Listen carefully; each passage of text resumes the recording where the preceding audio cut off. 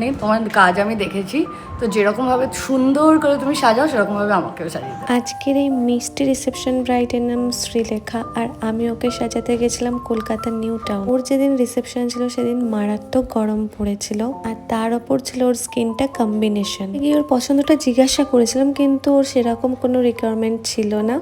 Just বলেছিল যেটা আমাকে ভালো লাগবে সেটাই করো।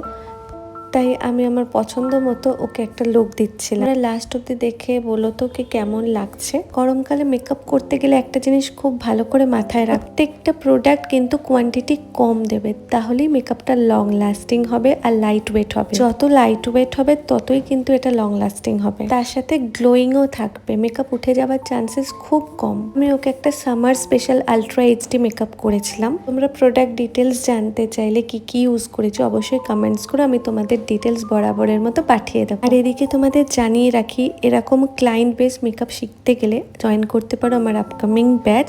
হাতে ধরে বিগিনার্সদের শেখানো হবে একদম।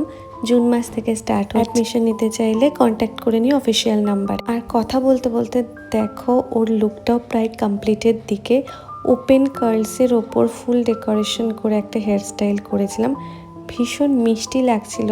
স্কিন ফিনিশ একটা মেকআপ করেছিলাম, তোমরা দেখতেই পাচ্ছ একদম ক্লোজ থেকে যতটা নেওয়া সম্ভব ভিডিও নিয়েছি।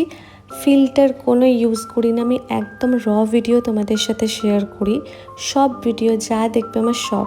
তো কেমন লাগছে ওকে অবশ্যই জানিও। দেখা হচ্ছে তাহলে নেক্সট ভিডিওতে। এখনকার মতো টাটা।